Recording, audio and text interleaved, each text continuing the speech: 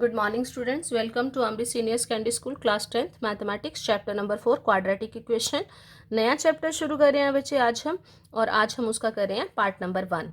सबसे पहले quadratic equations होती क्या है। क्वाड्रेटिक इक्वेशंस ये होती हैं, आपको याद होगा जब मैंने आपको सेकंड चैप्टर करवाया था पॉलिनोमियल्स, तो उसमें मैंने लीनियर, क्वाड्रेटिक और क्यूबिक का मीनिंग समझाया था आपको। ऐसे ही है, उसमें हम पॉलिनोमियल्स की बात कर रहे थे, यहाँ इक्वेशन की बात कर रहे हैं। इक्वेशन क्वाड्रेटिक का मतलब भी वो ये है कि जिसमें किसी भी जो भी कोई इक्वेशन है उसमें उसकी डिग्री ऑफ द इक्वेशन जो है वो 2 हो। डिग्री ऑफ द इक्वेशन मतलब क्या है, उसकी हाई जो वेरिएबल है उसमें उसकी हाईएस्ट पावर अगर 2 होगी तो वो क्या है, क्वाड्रेटिक इक्वेशन।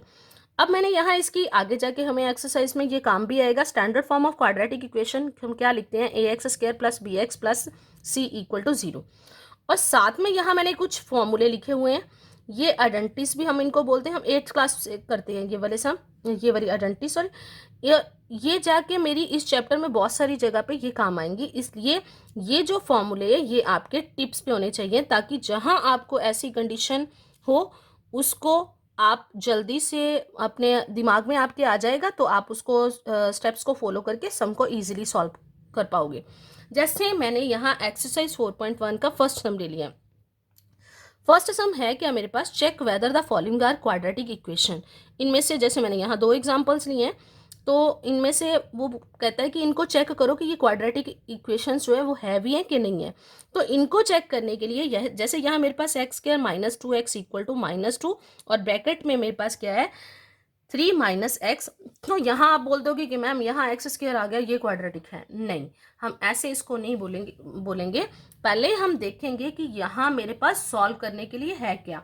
मैं सारी सम्स को दोनों साइड को सॉल्व करूंगी, सारी टर्म्स एक साइड पे लेके जाऊंगी, लाइक टर्म्स को इकट्ठे करूंगी, उसके बाद देखूंगी मेरे पास बचा क्या।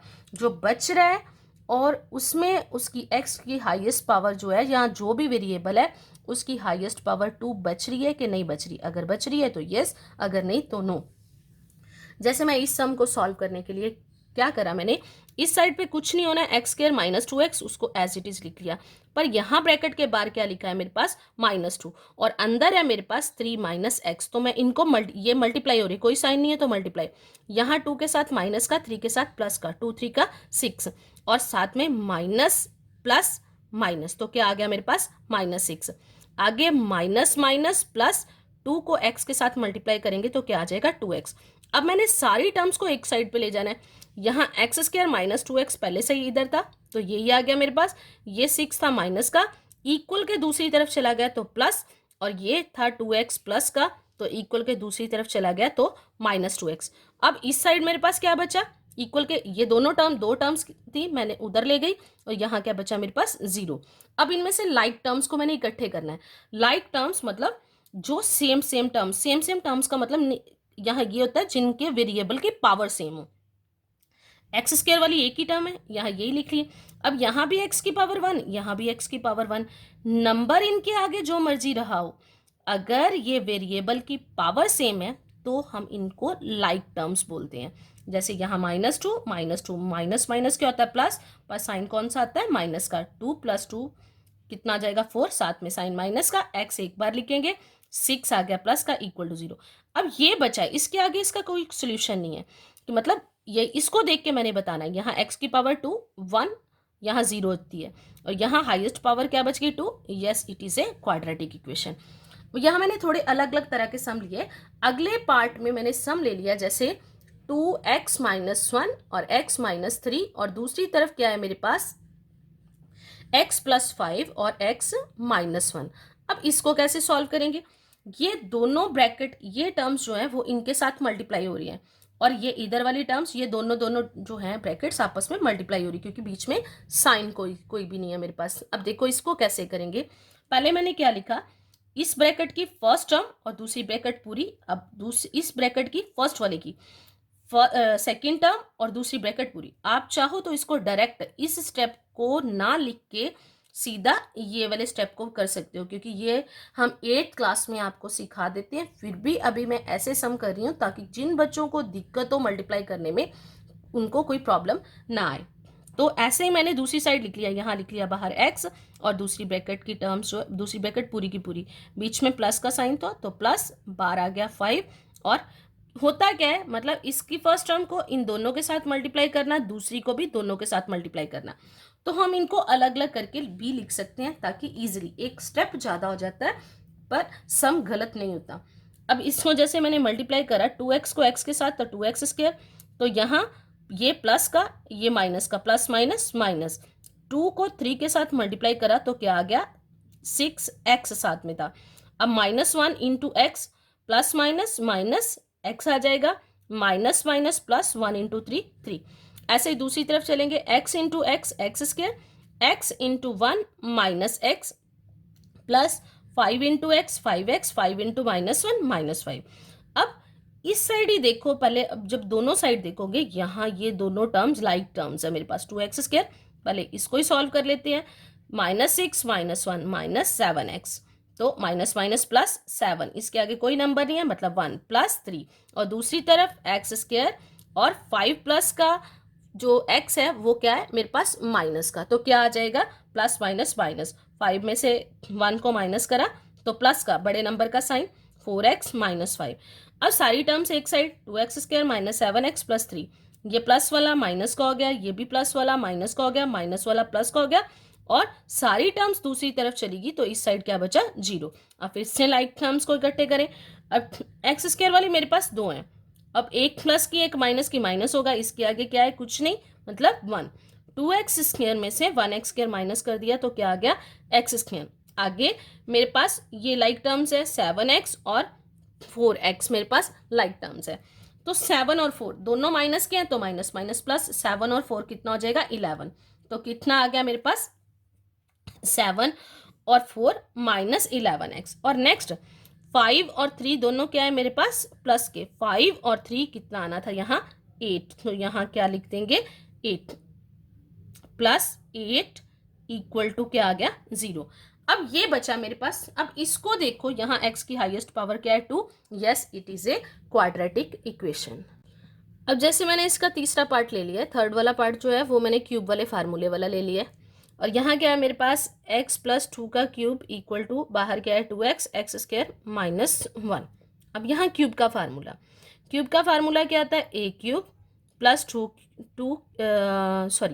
Plus b cube plus 3a square b और 3a b स्क्वायर। यहाँ जैसे a की जगह पे क्या है मेरे पास x, मतलब a क्यूब x का क्यूब b क्यूब 2 का cube plus 3a square, a की जगह पे क्या है x, तो x square plus into b, तो b की जगह पे क्या है मेरे पास 2, तो 2 लिख लिया। और आगे प्लस 3ab स्क्वायर, 3a की जगह पे x और b की जगह पे 2, उसका मैंने बाहर स्क्वायर, मैंने फार्मूले की तरह उसको खोल लिया। अभी मैंने पीछे आपको फार्मूला बताया इसको कैसे खोलना है। और यहाँ ये ब्रैकेट के बाहर 2x आ रहा है, मतलब 2x इन दोनों के साथ मल्टीप्लाई होगा, इसको मल्टीप्लाई कर लेते हैं। 2x को x स्क्वायर के साथ मल्टीप्लाई करेंगे तो नंबर कोई नहीं है, तो यहाँ 2, यहाँ पावर 1 और यहाँ पावर 2, जब मल्टीप्लाई होते तो पावर्स क्या होती प्लस, 2 + 1 कितना हो गया 3, और 2x को 1 के साथ मल्टीप्लाई करेंगे तो -2x ही आएगा। अब इसको खोल लेते हैं, x क्यूब 2 की पावर 3 8 आ जाएगा, यहाँ 2 इंटू 3 6, साथ में x स्क्वायर 2 की पावर 2 मतलब 4, 4 इंटू 3 12, यहाँ क्या आ गया 12x equal to 2x cube -2x। और सारी टर्म्स फिर से एक साइड पे, x cube plus 8 plus 6x square plus 12x, जो इस साइड से दूसरी साइड जाएंगी सिर्फ उनका sign change, -2x cube plus 2x sign change हो गया इक्वल टू 0। अब लाइक टर्म्स को देखें, क्यूब वाली एक ये है और एक ये, एक प्लस की एक माइनस की, प्लस माइनस माइनस, तो 2 में से 1 माइनस करेंगे तो क्या आ जाएगा -1 एक्स क्यूब, तो 1 लगाने की जरूरत नहीं होती। एक्स स्क्वायर वाली एक ही टर्म है, उसके बाद एक्स वाली मेरे पास 2 टर्म्स है, एक 12 और एक 2, 12 + 2 कितना हो गया 14x, और कांस्टेंट टर्म एक ही है +8 इक्वल टू 0। यहाँ हाईएस्ट पावर आपके पास कितनी आ रही 3, तो अगर क्यूब आ गई तो ये क्या है क्वाड्रेटिक इक्वेशन नहीं है। क्वाड्रेटिक का मतलब हाईएस्ट पावर 2 या डिग्री ऑफ द इक्वेशन 2। तो यहाँ अब मैं क्या लिखूंगी, no it is not a quadratic equation. ये तो मैंने आपके फर्स्ट पार्ट में से 3 अलग अलग तरह के सम्स लेके आपको एग्जाम्पल की हेल्प से आपको समझा दिया। अब इसका सेकंड सम क्या है? सेकंड सम की स्टेटमेंट क्या है? Represent the following situation in the form of a quadratic equations. मतलब रिप्रेजेंट करना, रिप्रेजेंट करने का मतलब क्या है? मुझे इस सम की जो इक्वेशन सिर्फ बनानी है। यहाँ याद रखना, रिप्रेजेंट में हमने सम को पूरा सॉल्व नहीं करना, एक इक्वेशन उसकी क्वाड्रेटिक इक्वेशन वाली फॉर्म में जो जो उन्होंने बोला है उसको क्वाड्रेटिक फॉर्म की इक्वेशन में शो करके सम को छोड़ देना है, बस वहीं पे हमारा सम खत्म होता है। जैसे अगर मैं आपको इस सम की स्टेटमेंट दिखाऊं तो स्टेटमेंट क्या है मेरे पास, मैंने यहाँ लिखी हुई है, The area of a rectangular plot is 528 meters square. The length of the plot in meters is 1 more than twice its breadth. We need to find the length and breadth of the plot. अब जैसे आपने पिछला third chapter किया तो वहां भी हमने statement वाले सम किए, स्टेटमेंट के अकॉर्डिंग हमने उसकी पहले क्या करते थे, हम दो जो लीनियर इक्वेशंस थी वो ड्राइव करते थे, उनको बना के फिर उसके बाद हम अपनी सिचुएशन को सॉल्व करते थे। इसमें सिर्फ हमने इक्वेशन बनानी है, सम को सॉल्व नहीं करना। कब? जब यहाँ आ जाए रिप्रेजेंट। अब यहाँ क्या आ गया मेरे पास, उन्होंने अब इक्वेशन को बनाएंगे कैसे? द एरिया ऑफ रेक्टेंगल, वो कहते हैं एक रेक्टेंगुलर प्लॉट है जिसका एरिया कितना है 528 metre square. The length of the plot is 1 more than twice its breadth. जो लेंथ है उसकी, उसकी ब्रेड्थ के ट्वाइस से 1 मोर है, 1 ज्यादा है। वी नीड टू फाइंड, क्या फाइंड करना है? Length and breadth. इसका मतलब मुझे लेंथ और ब्रेड्थ लेट करनी पड़ेगी। पर पिछले चैप्टर की तरह हम इसको ऐसे लेट नहीं करते, किसी एक को लेट करूंगी, दूसरी के साथ उसका रिलेशन दिया होगा। अब उसके लिए the length of the plot is 1 more than twice its breadth. एक मैं इसमें यहाँ आपको सिंपल सा लॉजिक समझाती हूँ। आप क्या करो, देन वर्ड के बाद जो दिया हुआ है लेंथ या ब्रेड्थ, मतलब उसकी डायमेंशंस जो दी हुई हैं देख लेना है आपने कि क्या दिया है। देन ट्वाइस इट्स ब्रेड्थ, मतलब कौन सी साइड की बात करिए है? ब्रेड्थ को, उसको लेट करना है। क्योंकि यहाँ अगर मैं इसको ट्रांसलेट करूँ तो उसका क्या मतलब है, जो रेक्टेंगुलर प्लॉट की लेंथ है वो उसकी ब्रेड्थ के ट्वाइस से 1 ज़्यादा है। मतलब किस से? ब्रेड्थ से। अगर मुझे ब्रेड्थ पता होगी तो ही मैं उसका ट्वाइस करूंगी, तो उसमें उस 1 प्लस कर दूंगी तो लेंथ मतलब वो बन जाएगी। इसलिए आप सिंपल सा यहाँ लॉजिक देखा करो कि देन के बाद क्या दिया हुआ है। अब उसको लेट करो, let the breadth of the rectangular plot कितनी आ गई मेरे पास, इक्वल टू एक्स। तो लेंथ कितनी आ गई? वो कहता है उसकी ब्रेड्थ का ट्वाइस। ये थी ब्रेड्थ, ट्वाइस मतलब 2 से मल्टीप्लाई, 1 मोर देन उससे भी 1 ज्यादा है, मोर देन मतलब +1 करना, तो +1 कर दिया। ये क्या बन गया मेरे पास? लेंथ। तो एरिया का फार्मूला क्या होता है? एरिया इक्वल टू होता है length into breadth, equal to जो कि मेरे को उन्होंने दिया हुआ है 528 मीटर्स के। अब सिचुएशन के अकॉर्डिंग मेरे पास लेंथ क्या बन रही है 2x + 1 और ब्रेड्थ क्या है x, मतलब दोनों मल्टीप्लाई हो रहे थे, मैंने ये लिखा दिया इक्वल टू 528। अब मल्टीप्लाई करें, 2x को x के साथ करा तो 2x², x को 1 के साथ करा x इक्वल टू 528। अब 2x² + 1, ये जो इक्वल के दूसरी साइड नंबर है उसको इस साइड ले आओ, -528 इक्वल टू 0। ये मेरा आंसर आ गया, क्योंकि उन्होंने सिर्फ रिप्रेजेंट करने के लिए बोला था। कई बार वो इन्हीं सिचुएशंस को अगली एक्सरसाइज में बोलते हैं इनको सॉल्व करो, जब बोला गया हो तब हम इसको सॉल्व करते हैं, अदरवाइज हमारा सम जो है वो यहीं खत्म हो जाता है। अब यहाँ मैंने अपनी तरफ से एक और एग्जांपल ले लिया है। मैं बार बार बोलती हूँ कि जो सम वीडियोस में करवाए गए होते हैं उन सम्स को भी आपने अपनी कॉपीज़ पे करना है, और जो आपको होमवर्क के लिए देंगे वो भी सम करने हैं आपने, और जो आपको बुक से होमवर्क के लिए दिए जाते हैं सिर्फ वही करने होते हैं, क्योंकि कुछ सम हमने सॉल्व करवाए होते हैं। जैसे अगले सम की स्टेटमेंट क्या है, the product of 2 consecutive positive integers is 240, we need to find the integers.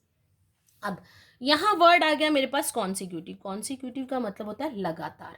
लगातार जैसे मैं एक x लूँ तो दूसरा क्या नंबर आ जाएगा मेरे पास x + 1, या इसका जो कॉन्सिक्यूटिव है वो x - 1 भी है।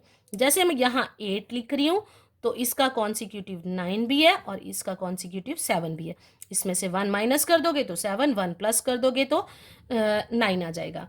अब इसके लिए आपको आपकी मर्जी होती है कि आपने इसको और इसको लेट करना है, इसको या इसको लेट करना है, जैसे आपका मन करे आप कोई भी ले सकते कॉन्सिक्यूटिव।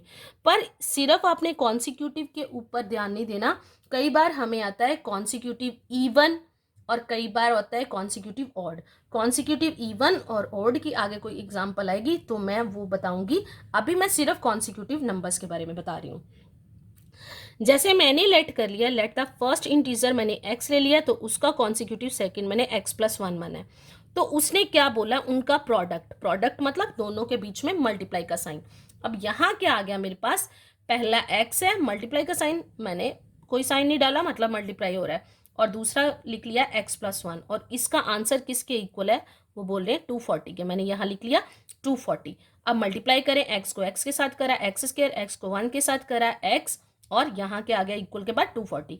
अब इक्वल वाली टर्म भी मैंने दूसरी साइड लेके जानी है, x² + x, ये उस साइड गया है तो इसका साइन माइनस का, इक्वल टू उस साइड कुछ नहीं बचा, क्या आ गया 0, इसको भी मैंने रिप्रेजेंट करना था। ये क्या आ गया इसका आंसर। अब ये जो मैंने कुछ सम है, फर्स्ट सम जैसे रिलेटेड कुछ सम्स मैंने दिए हैं, ये मैंने कुछ सम अपनी तरफ से दिए, ये तो आपने करने ही करने हैं, प्लस मैं अभी आपको आपकी बुक की एक्सरसाइज भी दूंगी। जैसे मैंने यहाँ होमवर्क के लिए दिए, साथ में मैंने उनके आंसर भी दे दिए, यस या no. Which of the following are quadratic equation, इनमें से आपने बताना है कि कौन सी क्वाड्रेटिक इक्वेशन है या नहीं है। ये जैसे मैंने रिप्रेजेंट से पहले वाले सम सॉल्व करे थे, यहाँ फार्मूले भी लगाए थे क्यूब वाला, वैसे उनको सॉल्व करके लाइक टर्म्स को इकट्ठे करके देखना है कि ये आपके पास जो है वो हैं क्वाड्रेटिक इक्वेशंस या नहीं। इसके बाद साथ ही मैं आपको आपकी बुक का भी होमवर्क दे रही हूँ। वो वाले होमवर्क के साथ आपके पास कुछ ये वाले सम्स भी हैं, इनमें से मैंने इसमें से भी मैंने आपको 3 पार्ट करवा दिए हैं। जो बाकी के बचे हुए पार्ट हैं वो आपने अपने आप सॉल्व करने हैं। ये जो एरिया ऑफ द रेक्टेंगल वाला, ये मैंने करवाया, वीडियो में सॉल्व करवाया, वो भी आपने करना है। और इसके साथ का अगला पेज, और ये जो स्टेटमेंट वाले कुछ सम है ये साथ में ये हैं। इसका एक पार्ट मैंने पिछले आपको दिखा दिया है, वो मैंने सॉल्व करवा दिया हुआ है। और ये जो 3 पार्ट हैं ये आपने खुद सॉल्व करने हैं। इसके साथ का भी मैंने सम्स आपको करवाए हैं। और मैं बार बार बोलती हूँ कि आप इन चैप्टर्स की तरफ पे स्टार्टिंग से ध्यान दिया करो, क्योंकि आगे जाके थोड़ा सा जो काम है वो मुश्किल हो जाता है। अगर अभी से ध्यान दोगे तो सम जो है वो आपको ईजी लगने शुरू होगी। ये सारा होमवर्क आपने अपनी कॉपीज़ पे नोट करना है, प्लस जो मैंने सम दिए हैं अपनी तरफ से उनकी भी आपने अच्छी तरह से प्रैक्टिस करके, साथ में मैंने आंसर्स भी दिए हुए हैं, उनको आपने अपनी कॉपीज़ पे सॉल्व करना है।